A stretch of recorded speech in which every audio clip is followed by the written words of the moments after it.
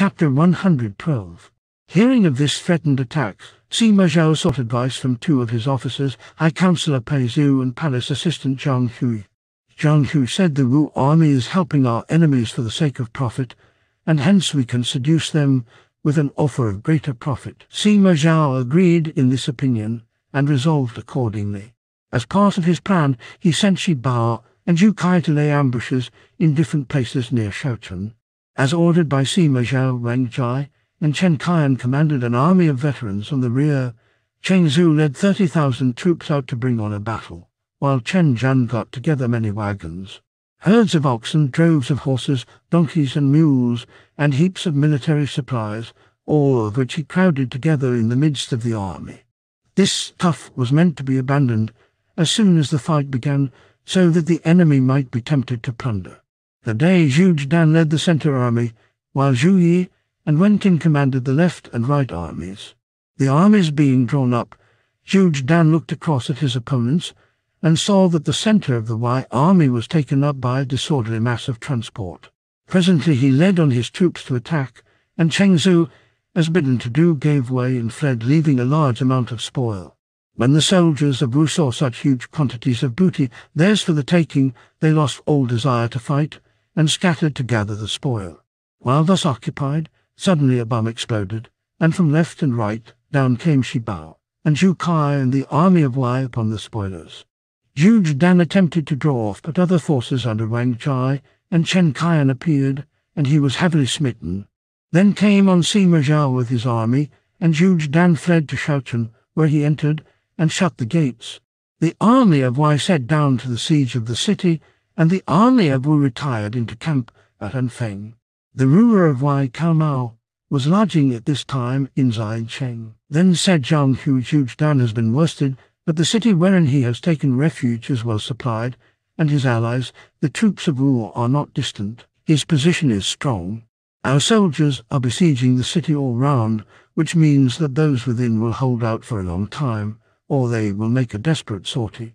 Their allies also may fall upon us at the same time, and it would go hard with us. Therefore I advise that the attack be made only on 3 sides, leaving the south gate open for them if they wish to flee. If they flee, we can fall on the fugitives. The troops who cannot have supplies for very long. If we sent some light cavalry round by their rear, we might stay their fighting power without a battle. You are my Zhang Liang, said Sima Zhao, stroking the back of his adviser. Your advice is excellent. So Wang Jai, who was on the south of the city, was ordered to withdraw. But in the Wu camp at Anfeng was much sadness at the want of success. Sun Chen said to General Zhu Yi, if we cannot succor Shaochun, how can we hope to overrun the Middle Land? Now and here you have to win a victory or die, for another defeat will mean death. Zhu Yi went back to his camp and talked with Yu Con. Yu Con said the south gate of Shaochun is free, and I will lead therein some of our troops to help Zhu Zhidan. Then you challenge the Wei army on one side, and we will come out from the city and attack on the other side. Zhu Yi thought the plan good, and Quan Yi, Quan Duan, and Wen Qin were willing to go into the city and share in the attack. They were allowed to march in without hindrance, as the Wei generals had no orders to stop them. When this was reported to Sima Zhao, he said this is a plan to defeat our army by making a front and rear attack. So he called Wang Jai and Chen Kaiyan and told them to take 5,000 troops to keep the road along which Zhu Yi would come and strike him in rear. Zhu Yi was advancing toward the city when he heard shouting in the rear, and soon the attack began from 2 sides by Wang Jai and Chen Kaiyan. His army was worsted and returned to Anfeng. When Sun Chen heard of this new defeat, he was very angry. What is the use of leaders who always lose? Cried he. He sentenced Zhu Yi to death and upbraided Quan Wei, son of Quan Duan, and said, if you do not drive off this army of Wei, let me never again see your face, nor that of your father. Then Sun Chen returned to capital Jian'ai. When this was known in the Wei camp, Zhang Hui said to his chief, now the city of Shaochun may be attacked, for Sun Chen has gone away, and there is no hope of succor for the besieged. A vigorous assault began. Quan Wei tried to cut his way through and get into the city, but when he saw Shaochun quite surrounded by the enemy and no hope of success, he gave in and went over to Sima Zhao, by whom he was well received and given the rank of general. Deeply affected by this kindness, Quan Wai wrote to his father Quan Dun and uncle Quan Yi, advising them to follow his example. He tied the letter to an arrow and shot it over the walls. Quan Yi found the letter, and he, Quan Dun, with their several thousand troops, came out and yielded. Within the city, Zhuge Dan was very sad. 2 advisers, Zhang Ban and Jiao Yi, came to him and said, "The food in the city is short, and the soldiers are many. This cannot last long. General, you should let the Wu troops to go out and make a decisive fight with the Wei army." Zhuge Dan turned on them angrily. "Why do you tell me to fight when I am set on holding out to the very last? If you say that again, you shall die as traitors." "He is lost," said they, going away. "We can do no other than surrender, or we shall die too." That night Zhang Ban and Jiao Yi slipped over the wall and surrendered. Both were given employment. Of those left in the city, some were for fighting, but no one dared say so. Meanwhile, Zhuge Dan saw the Wei troops build earth walls to anticipate the expected floods of River Huai. This flood had been the only hope of Zhuge Dan, who had trusted to be able to smite the besiegers when it came to destroy the earth wall. However, that autumn was dry, and the river did not swell. Within the besieged city, the food diminished rapidly, and soon starvation stared them in the face. Wen Qin and his sons were defending the citadel, and they saw their soldiers sinking one by one for lack of food, till the sight became unbearable. Wen Qin went to Zhuge Dan with a proposal, saying the northern troops should be sent away in order to save food. His suggestion called forth an outburst of fierce wrath of Zhuge Dan. "Do you want to kill me that you propose to send the northern soldiers away?" Wen Qin suffered death. His 2 sons, Wen Yong and Wen Hu, ran amok with rage. Armed with short swords, they attacked all they met and slew many scores in their desperate anger. The fit over, they dropped down the wall and deserted to the Wei camp. However, Sima Zhao had not forgotten that Wen Yong had defied and held at bay his whole army once. At first Sima Zhao thought to put Wen Yong to death, but Zhang Hui interposed. The real offender was his father, Wen Qin, said Zhang Hui, but he is dead, and these 2 come to you in desperation.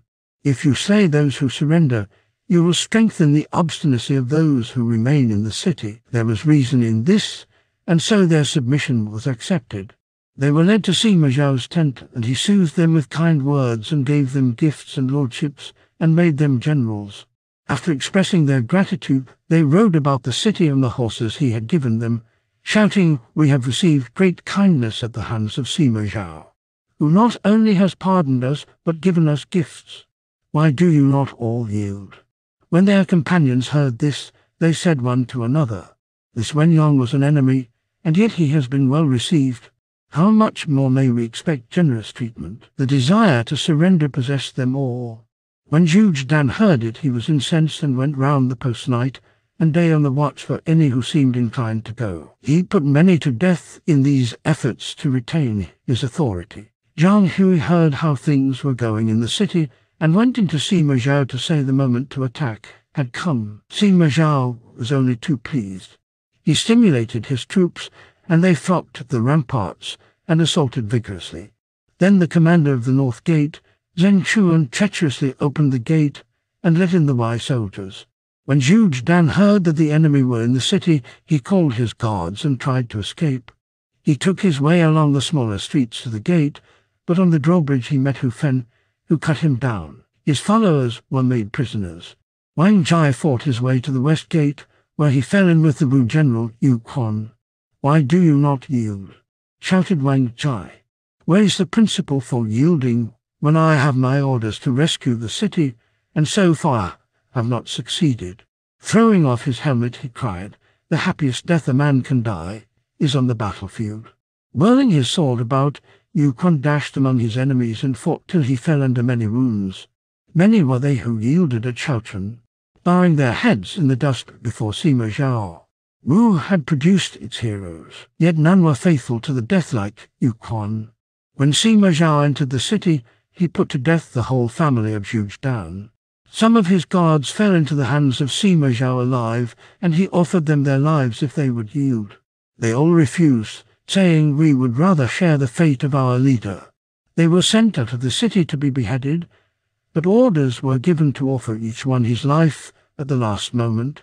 Thus, before a person was about to receive the fatal blow, that one was asked to yield. Not one accepted, and they all died. In admiration for their fortitude, they were honorably interred by order of Sima Zhao. The loyal servant flees not in the day of disaster. Such were they who followed Zhuge Dan to the shades. Ever and again begins the song of life's brevity. Faithful unto death were they, even as Chan Heng's people. As has been said, many of the troops of Wu surrendered. Then said Pei Zhu, the parents and children of these soldiers are living all over River Huai. If you spare them, and they return home, they will foment rebellion by and by. The best way is to bury them. But Zhang Hu said no. When the ancients made war, their policy was to maintain the state as a whole, and so they only put to death the originators of trouble. It would be inhumane to slay all. Rather let them return home as witnesses to your liberal policy. That is better advice, said Sima Zhao. So the soldiers of Wu were released and allowed to return home. Tang Zai dared not return to his own place in Wu for fear of the cruel Sun Chen, so he went over to Wei, taking his company with him. He was well received, and his people were employed over the counties of the three rivers. The country about River Huai being now quiet, Sima Zhao decided to march homeward. Just then the news came, Jiang Wei, the Shu general, is attacking Shenzhen and interfering with the supplies, and so a council was called to discuss this matter. At this time in Shu, the reign style was changed from long enjoyment, the 20th year, to wonderful sight, the first year AD 258. In Hanzhong, Jiang Wei had recruited 2 generals, Fu Kaiyan and Jiang Shu, both of whom he loved greatly, and set them to train the army, horse and foot. Then came the news, Zhuge Dan has set out to destroy Sima Zhao. Sun Chen of Wu has supported him with a large army, and Sima Zhao has led the army himself, bringing with him the Empress Dowager and the ruler of Wei. Jiang Wei said the great opportunity has come at last. So he asked the latter ruler's authority to make another expedition. But Minister Cao Zhu heard this with grief, for internal affairs were not well. Said he, the court is sunk in dissipation, and the emperor's confidence is given to that eunuch Huang Hao. State affairs are neglected for pleasure, which is the emperor's sole aim. Jiang Wei has led many expeditions and wasted the lives of many soldiers, so that the state is falling. Cao Zhu then wrote an essay on enemy kingdoms, which he sent to Jiang Wei. When one asks by what means the weak overcame the strong in past times, the answer is that those responsible for the strong state made no struggle against general laxity, while those in power in a weak state took careful steps for improvement. Confusion followed upon laxity, and efficiency grew out of diligence, as is the universal rule. King Wen of Zhou devoted himself to the welfare of his people, and with a small number achieved great results. Liu Jian sympathized with all, and with a weak force overcame a powerful opponent. These were their methods. One may recall that in the past Chu was strong, and Han weak when the empire was divided by agreement at the Grand Canal. Then, seeing that his people were satisfied and settled in their minds, Zhang Yang went in pursuit of Xiang Yu and destroyed him. But is it necessary to act like King Wen and Gu Jian? Listen to the reply. In the days of Shang and Zhu, when imperial ranks had long existed and the relations between prince and minister were firmly established, even such as the founder of the Hans could not have carved his way to a throne. But when the dynasty of Qin had suppressed the feudal nobles and set up mere representatives of its own power, and the people were weak and enslaved, the empire was rived asunder, and there succeeded a time of contention when every bold soul strove with his neighbor. But we are now in other times. Since there is not the state of confusion that waited on the end of Qin, but a state of things more nearly like that of the period of the warring states, in which 6 kingdoms contended for the mastery, therefore one may play the part of King Wen. If one would found a dynasty, then must that one wait upon time and favourable destiny. With these in his favour, the consummation will follow forthwith, as the armies of Kings Tang and Wu fought but one battle. Therefore have real compassion for the people, and wait on opportunity. If wars are constant, and a mishap come, even the wisest will be unable to show the way of safety. An effusion from the pen of a rotten pedant. cried Zhang Wai wrathfully as he finished reading, and he dashed the essay on the ground in contempt. The protest was disregarded, and the army marched. "In your opinion, where should we begin?" asked Yu Fuqian. Fuqian replied, "The great storehouse of wine is at Chengcheng, and we ought to burn their grain and forage. Let us go out by the Liu Valley and cross the Shen Ridge. After the capture of Changcheng, we can go on to Qinchuan, and the conquest of the Middle Land will be near." "What you say just fits in with my secret plans," replied Zhang Wai. So the army marched to the Liu Valley and crossed the Shen Ridge. The commander of Changcheng was Sima Wang, a cousin of Sima Zhao. Huge stores of grain were in the city, but its defenses were weak. So, when Sima Wang heard of the approach of the Shu army, he and his two leaders, Wang Zhen and Lai Peng, made a camp 7 miles from the walls to keep any attack at a distance. When the enemy came up, Sima Wang and his two generals went forth from the ranks to meet them. Zhang Wai stood in the front of his army and said, "Sima Zhao has forced his prince to go with him to war," which plainly indicates that he intends to emulate the deeds of Lai Ju and Jiu Si.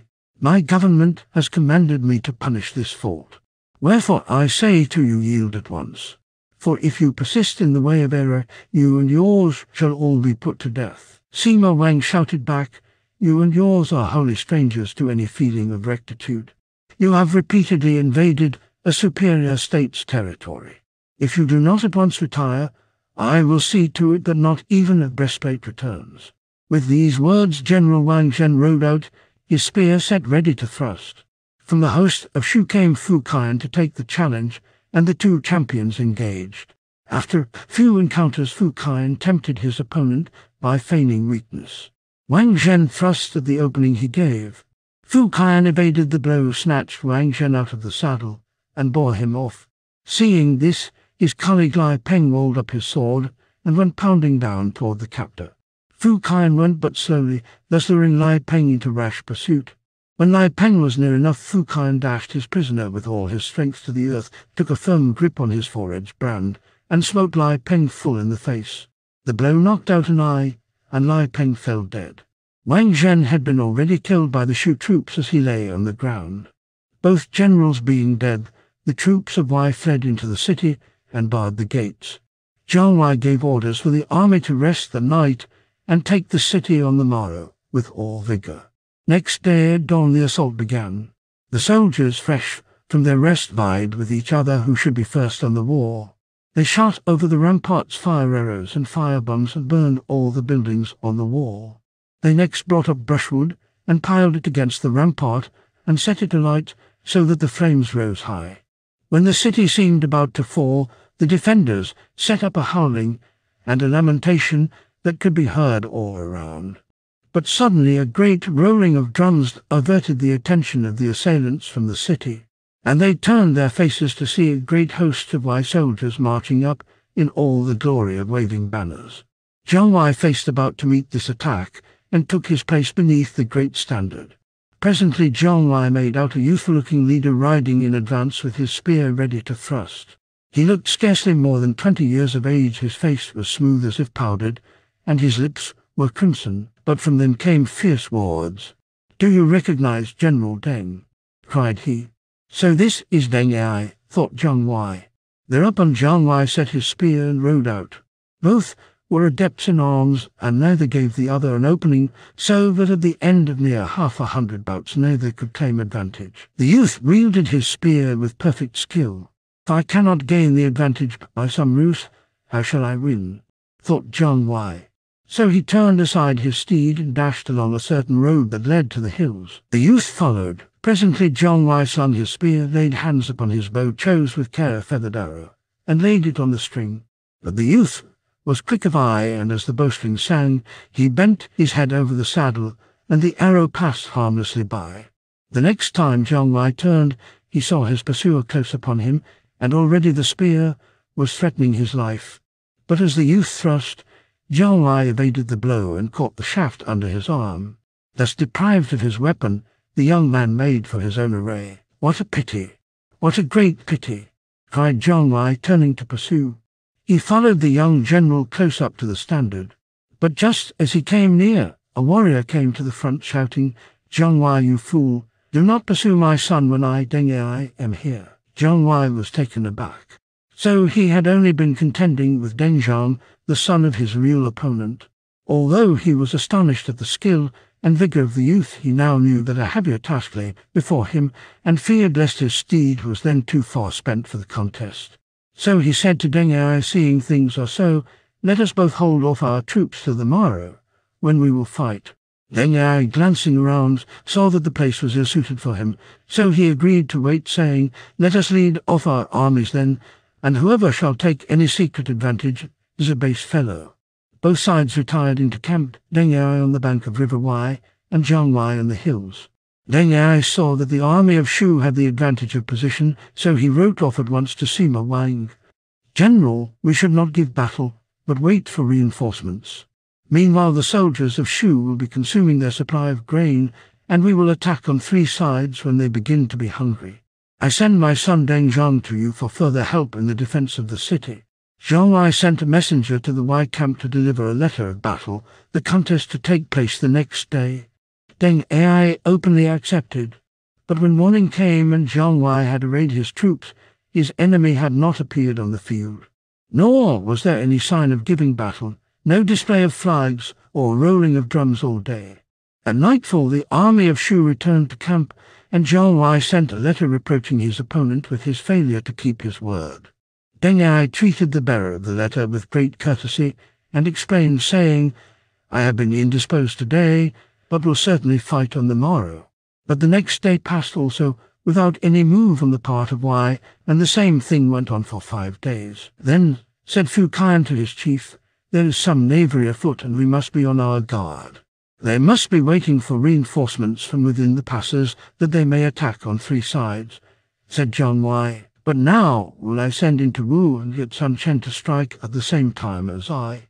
Just then scouts came to give the news of the rout of the army of Wu. Sima Zhao has defeated Xiaochun and killed Zhu Dan. Many in the Wu army have gone over to Wei. Sima Zhao has gone to Luoying and is planning to march an army to attack Chengcheng. So our attack on Wei is but a sham, said Jiang Wei bitterly. It is only a picture of a cake. 4 times he missed. He hailed. The 5th occasion joyfully and failed. The next chapter will tell the story of the retreat.